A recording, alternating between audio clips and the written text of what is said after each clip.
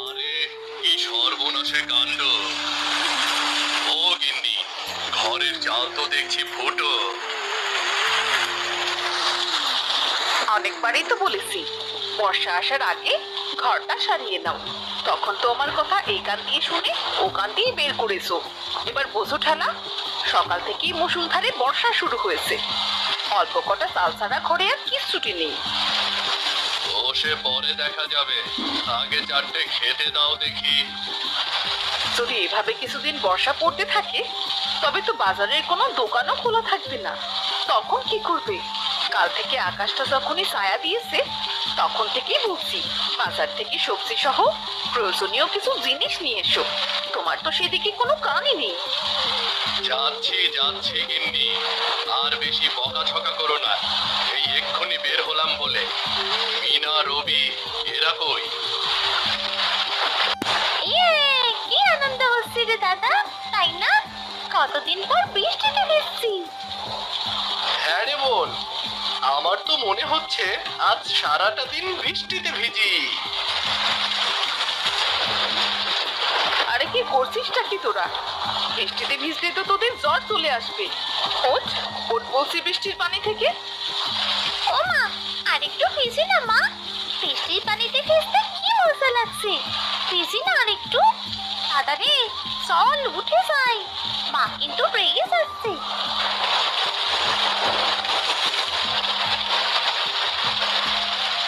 এদিকে মতিন বাজারে গিয়ে দেখলো সব দোকানপাট বন্ধ হয়ে গেছে। হায় সৃষ্টিকর্তা, এবার কি হবে? সব দোকান তো দেখছি বন্ধ, বাড়িতে যে কিচ্ছু নেই। এদিকে তো বৃষ্টি থামারও নাম নেই।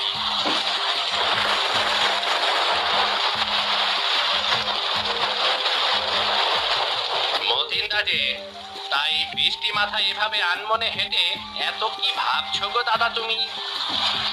শিবদা, বাজারে এসেছিলাম সবজি সহ প্রয়োজনীয় জিনিস কিনতে, কিন্তু দেখছি একটা দোকানও খোলা নেই। এদিকে বাড়িতে উঠে কিচ্ছু নেই। আরে কি বলছো তুমি? ওই পাড়ার হরিশের কাছে শুনলাম বৃষ্টি নাকি এভাবে টানা 7 দিন থাকবে। সর্বনাশ করেছে, বাড়িতে ছোট ছোট বাচ্চা। আমরা না হয় না খেয়ে থাকলাম, তবে ওরা কি খাবে? এগুলো বৃষ্টি হবার আগেই ভেবে রাখতে হয় দাদা। তাই এখন আমি আসি গো। মতিন মন খারাপ করে বাড়ি ফিরে এলো।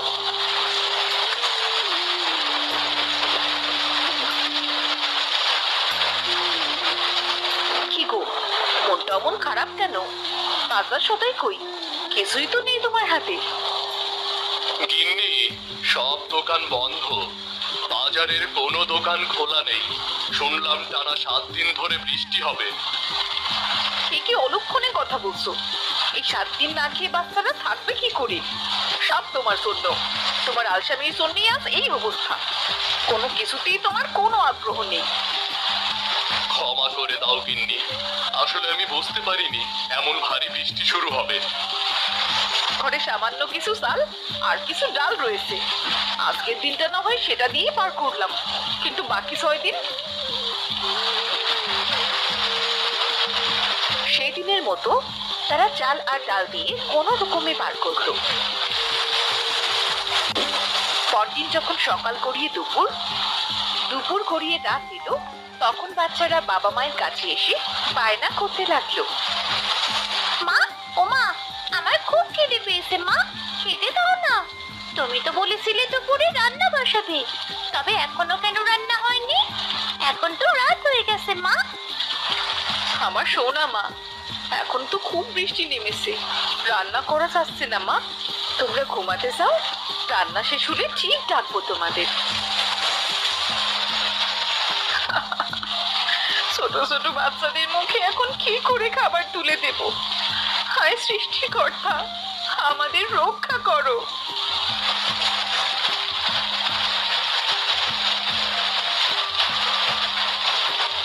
পরদিন সকালে দাদির ছেলে রবির গায়ে খুব জ্বর এলো। মা, মা, দাদা মাথা যেন কেমন করছে। কেমন করছে? কি হয়েছে আমার রবির? এ কি, ছেলেটার গা তো জ্বরে পুড়ে যাচ্ছে। এবার কি হবে? ডাক্তারের দোকানও তো খোলা নেই, কোনো ওষুধও তো পাওয়া যাবে না। তখনই বলেছিলাম বৃষ্টিতে ভিজিস না। আহ, ছেলেটাকে নিয়ে এখন করবোটা কি? ওগো, তুমি ছেলে মেয়েকে দেখে রেখো, আমি রমেলাদির কাছে গিয়ে দেখি কিছু টাকা পাই কিনা। এই বৃষ্টিতে কি কেউ সাহায্য করতে চাইবে? তবুও একবার যাও, গিয়ে দেখে এসো।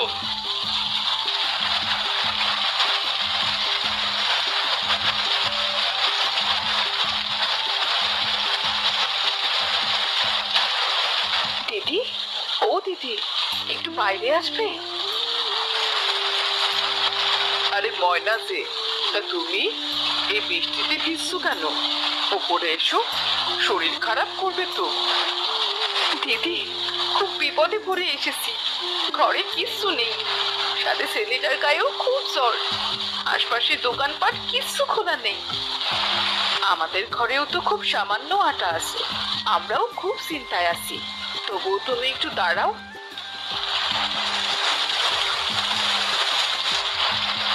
এই নাও দি, আটাটুকু নিয়ে যাও, তাছাড়া তোমায় দেবার মতন যে কিচ্ছু নেই।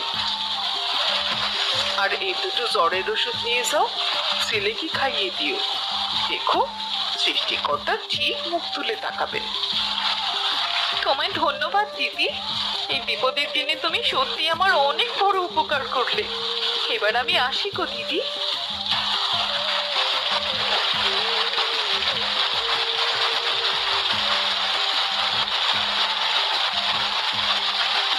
পেলে কিছু? হ্যাঁ, এইটুকু আটা দিয়েছে, সাথে রবির জন্য দুটো ওষুধও দিয়েছে। তোমরা বসো, আমি রুটি বানিয়ে আনছি। রমেলা ময়নাকে যে আটা দিয়েছিল, সেই আটায় মাত্র 3টে রুটি হলো।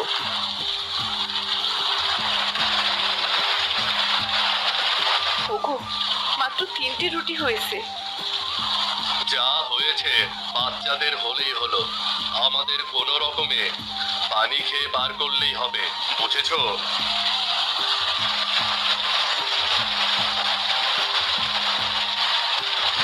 এবার এক্ষুনি সুস্থ হয়ে যাবি বাবা। মাথা ব্যথা কমছে না মা, মাথাটা খুব ব্যথা করছে।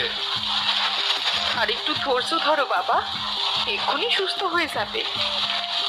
ওগো, ঘরের ফুটো দিয়ে তো আরো বেশি করে পানি পড়ছে, এবার কি হবে?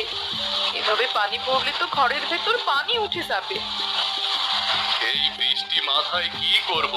কিচ্ছু যে করার নেই গিন্নি, সব দোষ আমার। আজ আমার অলসতার কারণে এই অবস্থা হলো। আর সৃষ্টিকর্তা, তুমি এই বৃষ্টি বন্ধ করে দাও, বাচ্চা দুটোকে নিয়ে খুব অসহায় অবস্থায় আছি। এভাবে আরো একদিন কেটে গেল।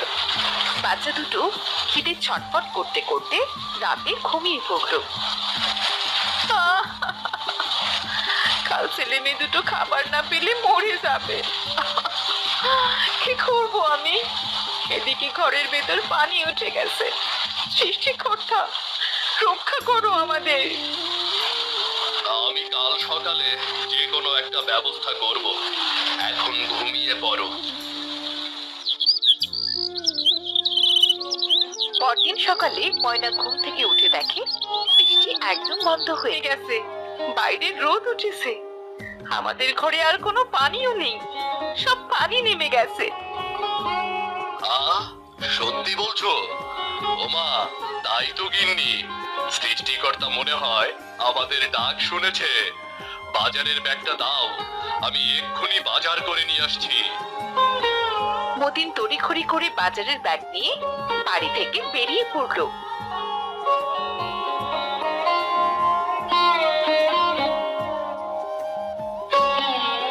প্রয়োজনীয় সব বাজার করে বাড়ি ফিরে এলো। গিন্নি, এই নাও, এখানে সব কিছু আছে, তাড়াতাড়ি রান্নাটা বসাও। কদিন ধরে পেটে কিছুই পড়ছে না, খুব খিদেও পেয়েছে। আমি এক্ষুনি আসছি গো।